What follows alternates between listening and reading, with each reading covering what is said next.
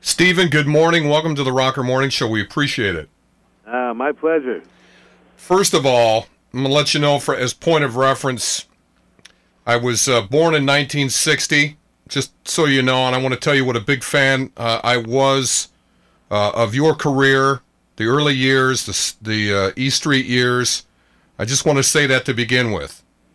Well, thank you, baby. Yep. What's going on? Don't act like it's in the past now. No. I'm just saying, I don't want to get into nostalgia or, paying homage to those who come before us. There's a lot of the young kids are doing just that, and I appreciate what they do when they look back and they see who blazed the trail. But that having been said, I also have to tell you that I was a huge fan of Sopranos, and I hope you don't mind my saying, I'm sure you've heard this before, I had some apprehension about you as an actor. And let me tell you that I was incredibly and pleasantly surprised.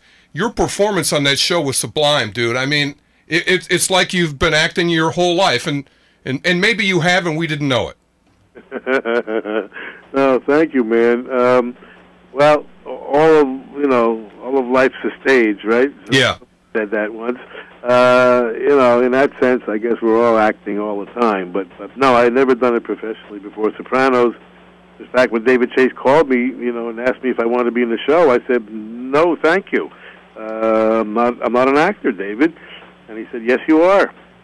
You just don't know it yet, So it was his insight that led to me acting. I never would have even thought of it, Well, let me ask you this then: was it something that you enjoyed right away? I mean, you're probably a little bit out of your wheelhouse to begin with, but like you said, you've been in front of crowds. It's not like you had stage fright or were afraid to perform.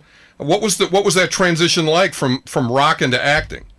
Well, it was quite a big transition, and I loved the challenge from the beginning. I love learning. I love doing new things. It's not often you get an opportunity to learn a whole new craft at this stage of the game, so I was very, very appreciative of that. I felt I had to just transform myself physically, first of all, in order to do the job.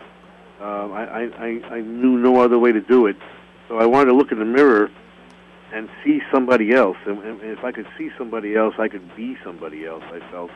I was comfortable with the genre. I'd seen every movie going back to the early Cagney and George Raft and Bogart and all that stuff, and I'd read every book about it. I just happened to be interested in the subject, so I felt like I knew the subject. But, and then once I transformed myself physically, I wrote a biography about my character, just kind of creating this character in my own mind, and he was fearless. So when I walked out of that trailer onto the set, my character was fearless. Well, let me tell you something. I think you pissed off a lot of seasoned actors that you made that transition so easy, because it really. And now that you're carrying a show now, Lillyhammer. I don't think a lot of people are surprised by that. I think what they might be surprised with, by the way, we're here with Stephen Van Zandt, Hall of Famer, all right? And the new show, I shouldn't say the new show, but one of the new shows for us, this is season 3 now, Lillyhammer. Just to set it up, and then I'll let you get us into it, you're a former mafia boss, Frank the Fixer, Tagliano, and you have to go to Norway. Explain to people how that whole thing worked, and I'll talk about juxtaposition and fish out of water. It creates so many dynamics, this show. Yeah, it's a wonderful premise by this husband and wife writing team. This came to me. I was producing one of my bands for my record label in Bergen, Norway, and they just kept, they said, we have an idea, gangster, witness protection, Lillyhammer. I said, geez, that's really quite a wild idea. I said, but I just played a gangster for 10 years. It's really, not what I had on my mind. Yeah.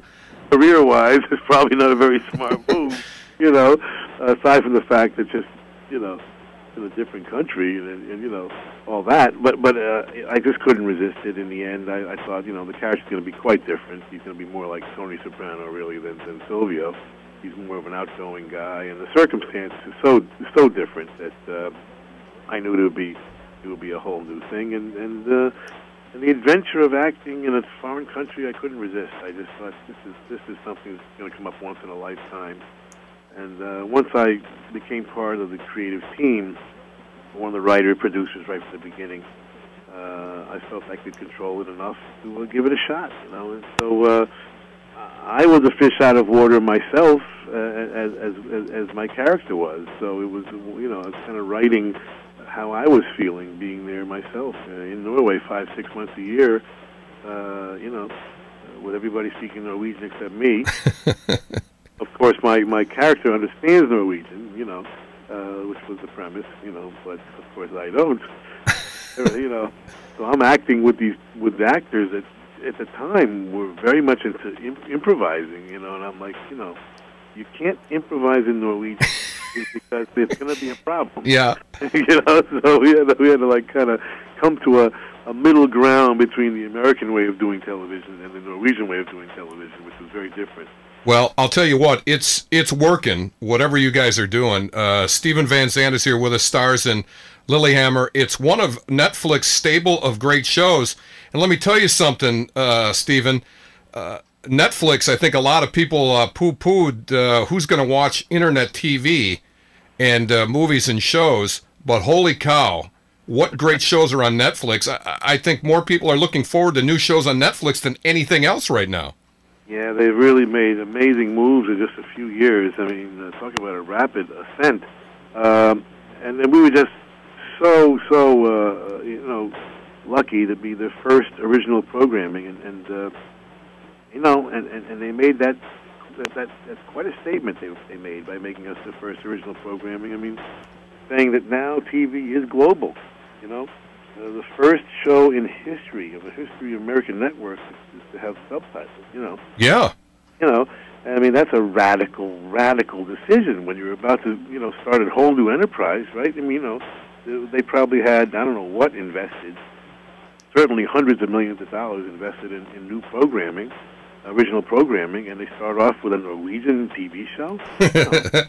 You got to be crazy. With an E Street Band rocker. I think with a rocker starring in it. You know, yeah. Never, you know, I mean, it was just a wonderful statement by Ted Sarandos and Netflix, and really put them on the map internationally immediately. Because, you know, I did some of those conventions at what's called MIPCOM in Cannes. You know, you go there, I think it's like a big TV marketplace for the world, and all they wanted to talk about, they'd spend 5 minutes talking about Lillyhammer, and then the other 30 minutes talking about Netflix. Yeah. You know? Like, is it true that an American network put a show on with subtitles? You know, because it gives the whole world hope. You know, it really does, and we don't have enough time. I know you're doing a lot of press, but what it does is it gives creative people creative freedom, and they don't have to worry about answering to the man or the ratings or whatever it happens to be, and that's why we're getting such good programming, and not just Netflix, but some of the other networks too. That I'm just glad that the creative process is back, and we can get rid of some of these reality shows. But ladies and gentlemen, Lillyhammer blazed the trail. Let's remember, this is the first one, all right? Starring Steven Van Zandt. Steven, thanks a lot, man. Big fan. Enjoy season 3, and keep on keeping on, all right? Thank you, my friend. And look for the soundtrack. I'm putting out the score in a couple of weeks. Oh, I can't wait for that, too. Yeah. Steven Van Zandt, everybody. Thanks, Steven.